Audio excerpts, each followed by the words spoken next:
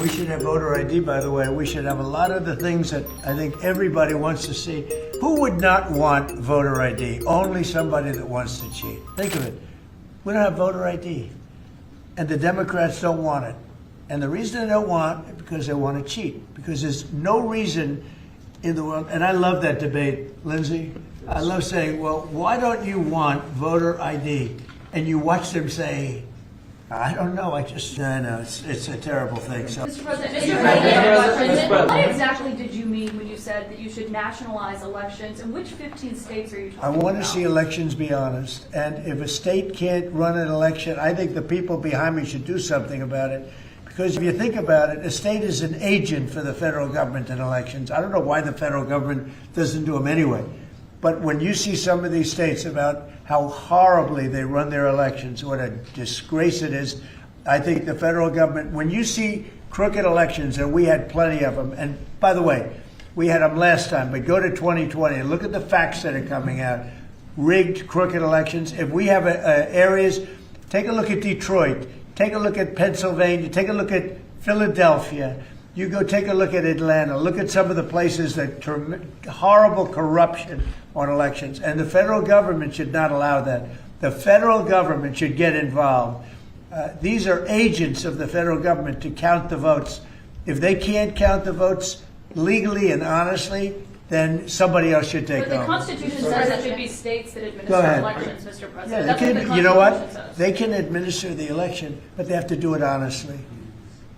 Are you open to negotiating on warrants when it comes to ICE? This is an ask from Senator Schumer. Requiring search warrants for ICE and immigration officials. I haven't even thought of it. I'm not thinking about search warrants. Yeah, Lindsey Graham is going to answer that. No, makes no sense. If we have to get a search warrant to get 15 million people out, Schumer's telling me he doesn't want them out. It's the most ridiculous idea. They do have some good ideas, I think. But I've got a better idea. It's your idea. In sanctuary cities. On immigration, I know what I'm talking about. I've got the scars to prove it. Y'all are playing like Biden didn't exist. Y'all won't tell the American people about Laken Riley. It's a one-sided debate. For 4 years, our border was obliterated. They let them come in by the tens of millions, and they want to go back that way. We're not going. So, Mr. President, stick to your guns. If you got reforms that make ICE better, more professional, talk to me. But you should embrace what I'm suggesting. As long as 12 states have sanctuary policy, they'll keep coming. Unfortunately, you won't be president forever.